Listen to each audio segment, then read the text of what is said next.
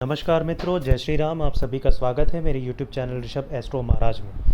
मित्रों, आज हम चर्चा करने वाले हैं गज केसरी राजयोग के बारे में। गज केसरी राजयोग कुंडली में कैसे बनता है, किन ग्रहों के कारण बनता है और इसके फल क्या होंगे। अगर आप ये सब जानना चाहते हैं आपकी कुंडली में तो ये वीडियो आपके लिए है।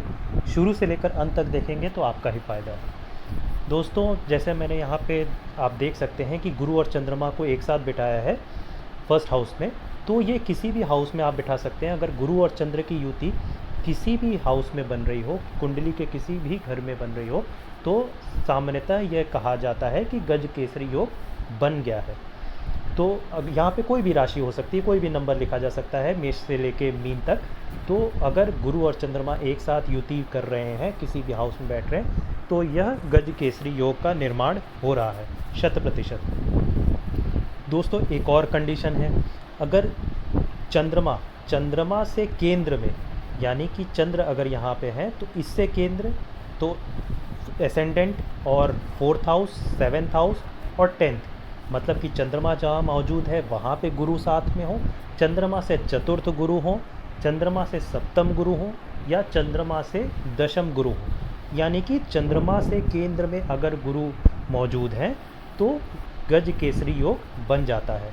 तो दोस्तों, अगर मान लीजिए मैं यहाँ पे चंद्रमा फर्स्ट हाउस में आप देख रहे हैं, अगर यहीं पे 4th हाउस में मैं गुरु को बिठा दूँ, तो मान लीजिए चंद्रमा, आप इसको इस फर्स्ट हाउस के गुरु को भूल जाइए, तो चंद्रमा अगर फर्स्ट हाउस में है और चतुर्थ में गुरु है तो ये भी गज केसरी योग का निर्माण करेगा। ऐसे ही चंद्रमा से सप्तम, तो ये भी केंद्र में है तो ये भी गज केसरी योग बनाएगा, और चंद्रमा से दशम, तो ये भी गज केसरी योग का निर्माण करेगा। तो अब एक और तरीके से आपको बता देता हूँ, हो सकता है आपको कन्फ्यूजन हो। मैं चंद्रमा को किसी और हाउस में अगर बैठाऊँ, मान लीजिए 2nd हाउस,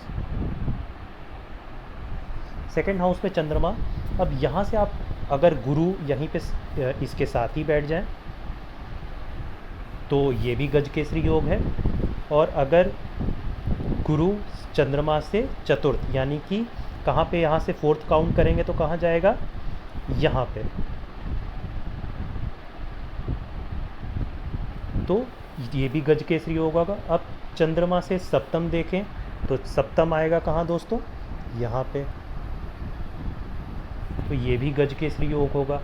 और चंद्रमा से अब कहाँ देखेंगे दोस्तों, दशम, तो अब यहाँ से 10 काउंट करेंगे तो कहाँ जाएगा दोस्तों, यहाँ। तो दोस्तों आप काउंट करके देख लीजिए, 1 2 3 4 5 6 7 8 9 10। मैंने 2nd हाउस से काउंट किया, मतलब 2nd हाउस पे चंद्रमा है। तो चंद्रमा से अगर आप चतुर्थ काउंट करेंगे बृहस्पति हो तो बनेगा, सप्तम काउंट करेंगे बृहस्पति हो तो बनेगा, दशम काउंट करेंगे बृहस्पति हो तो बनेगा, या फिर चंद्रमा के साथ स्वयं देवगुरु बृहस्पति विराजमान हो तो भी गज केसरी योग का निर्माण हो जाता है। अब आते हैं इसकी सेकंड कंडीशंस पे, कि गज केसरी योग कहते हैं लोग कि 6 8 12 में बन गया तो फलित नहीं होगा, बनेगा ही नहीं, बेकार हो गया, गज केसरी योग है ही नहीं। तो ऐसा नहीं है दोस्तों। मान लीजिए यहाँ पे चंद्रमा और यहाँ पे गुरु, मिथुन लग्न की कुंडली ले लीजिए। अब चंद्रमा यहाँ पे वृषभ में विराजमान है और यहाँ पे गुरु किस राशि में होंगे दोस्तों, वृश्चिक राशि के। अब चंद्रमा यहाँ उच्च के 12वें घर में विराजमान है और गुरु अपने मित्र की राशि में 6ठे घर में विराजमान है, तो ये कौन कह सकता है कि गज केसरी योग नहीं बन रहा है। अगर यहाँ से आप काउंट कर लेंगे चंद्रमा से तो कौन सा स्थान आएगा दोस्तों, 1 2 3 4 5 6 7। अब नियम के हिसाब से चंद्रमा से सप्तम आ जाए गुरु तो गज केसरी योग का निर्माण होगा ही होगा। मैं चैलेंज के साथ कह सकता हूँ, इस गज केसरी योग को आप काट नहीं सकते, ये गज केसरी योग का निर्माण हो रहा है।